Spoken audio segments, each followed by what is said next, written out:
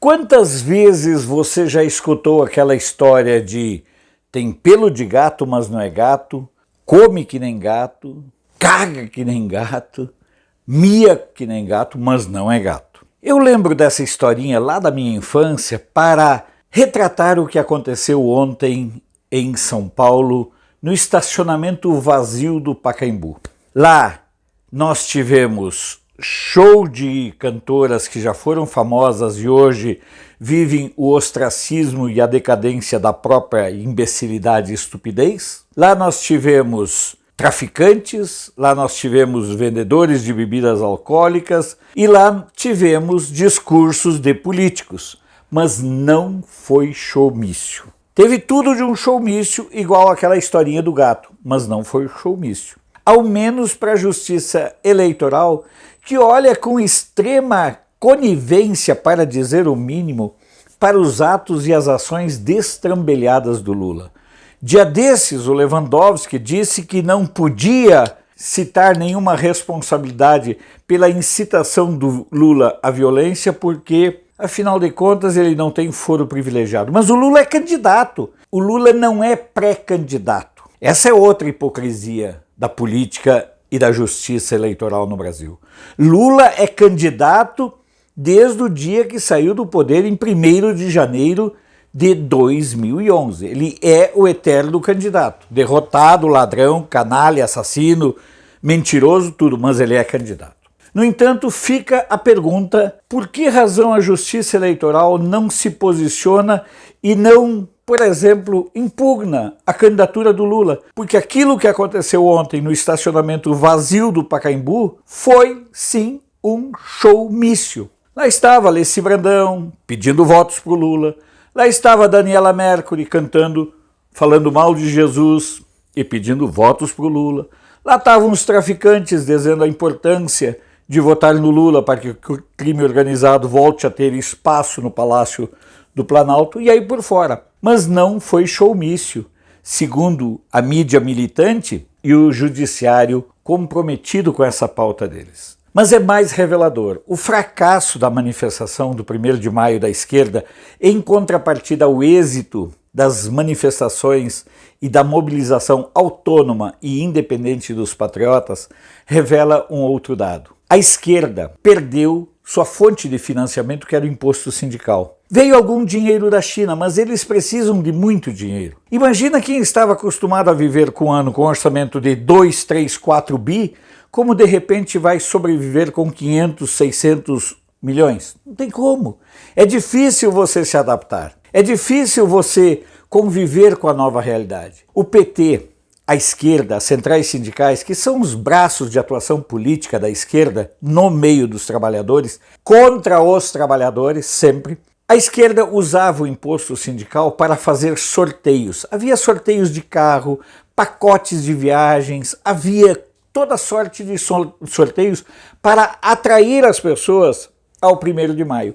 Com o fim do imposto sindical, com o fim da farra do dinheiro, a esquerda perdeu essa fonte de financiamento dos atos.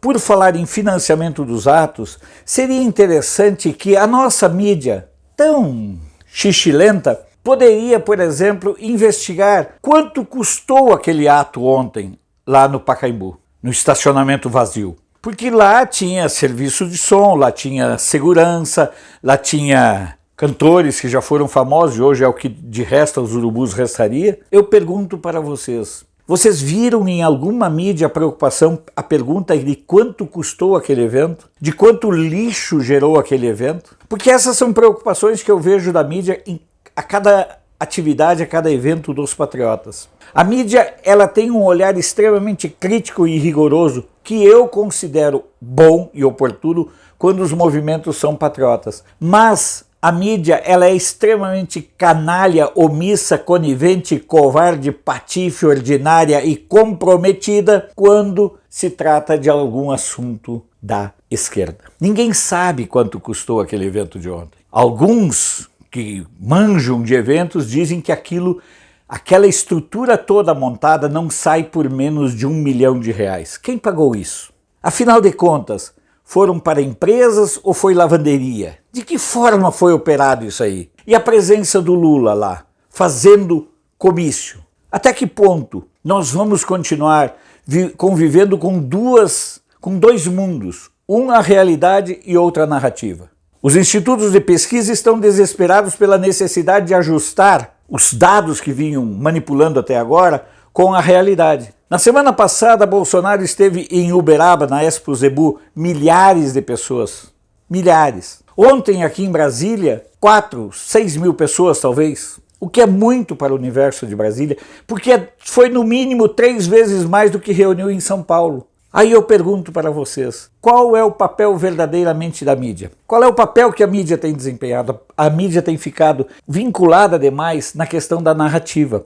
A mídia não percebeu que ela, que foi a grande derrotada em 2018, será também a grande derrotada em 2022. O povo brasileiro já fez sua opção. Às esquerdas resta a alternativa de uma ação perigosa por parte do TSE, quem sabe até impugnando o Bolsonaro, e depois, perdida a eleição, recorrer ao crime organizado para criar um clima de caos e de ataques dentro do Brasil, porque esse é o cenário que as forças de segurança do governo já trabalham. Então, vamos prestar bem atenção.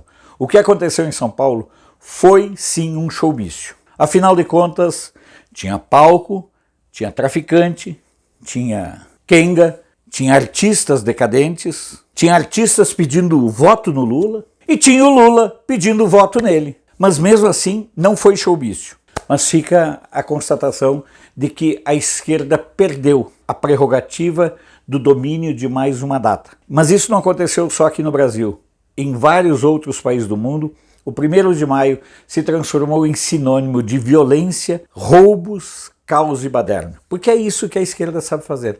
Fora desse quadradinho, a esquerda sobrevive apenas no mundo fantasioso das narrativas. E as narrativas estão sendo todas elas desmontadas, todas elas expostas pela realidade. Realidade que nós estamos ajudando a reconstruir no imaginário das pessoas. O 1º de maio verde e amarelo, o 1º de maio patriota, foi um banho de civismo, enquanto que o 1º de maio da vermelhada foi aquilo que eles sabem ser, uma porcaria.